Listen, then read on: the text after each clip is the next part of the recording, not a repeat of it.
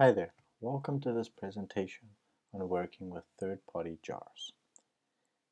This presentation makes use of some knowledge that we gained from the previous two presentations, one being about the class path and one being about how to make a jar. So even if you haven't checked those out already, I recommend you take a look at those first before watching this one. So just as in the previous presentation, we're going to start from scratch and build ourselves a little Java application, and then in this one we're going to introduce a third-party jar. So in my current directory I have no files, so let's go ahead and create a directory here, one being a source with a demo directory inside, and then a lib one to store my jars. Then let me edit here in my source demo a main.java file, and in here let's say package demo, and it's a public class main where we're going to have a public static void main method that takes a string array of arguments. And I'm going to make a simple variable called text, string text equal to hello, and I'm simply going to print out that text with system.out.println text.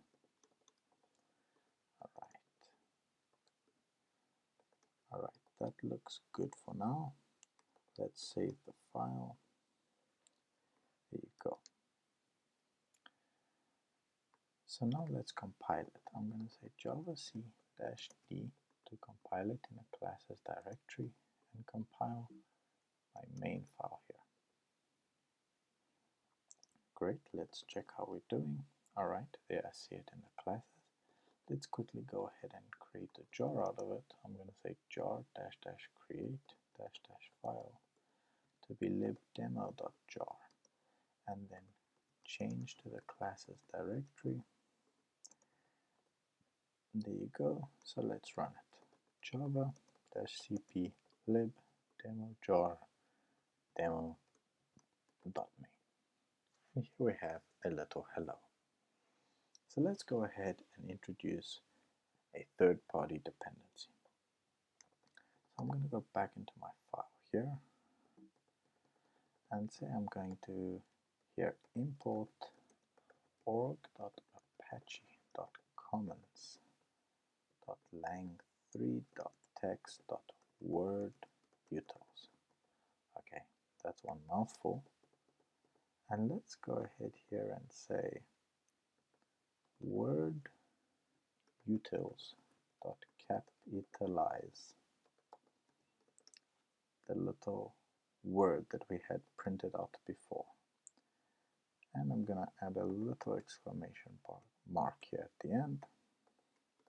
Alright, let's save this file and try compile it again. So I'm going to say remove all my class files here.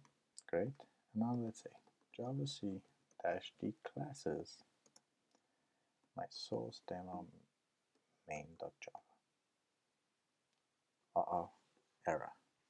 So now we said we're importing this apache-commons lang3 word utils, but Java does not know where to find it.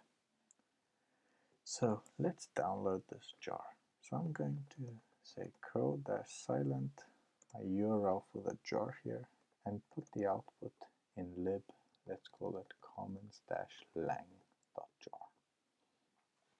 I will post the URL in the video description so you don't have to worry about that. So let's see what we have here. Alright, there in my lib you can see I have my commons-lang.jar. Great.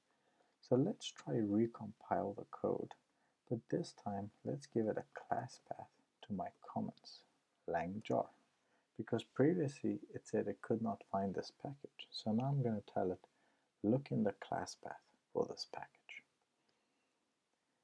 And there you go, it's successfully compiled, but I made use of a deprecated API. And that's okay for now. So now let's go ahead and make a jar like we did before, jar-create-file, and say lib or actually first we want to say remove the demo jar that exists, and then let's create one here.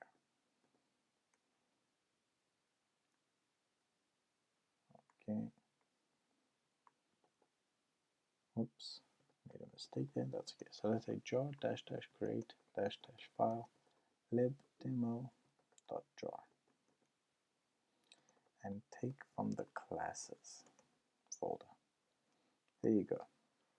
So let's try run it. Java dash cp lib demo dot jar, and I'm gonna say demo dot me. Uh-oh, here's another error.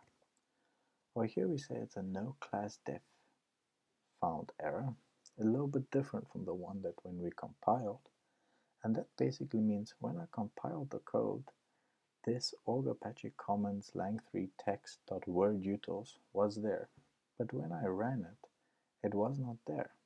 So what happens is it tried to look for this in the class path, but the class path only had my demo jar.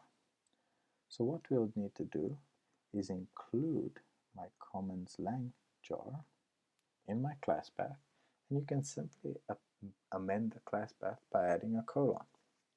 So let's try run it again.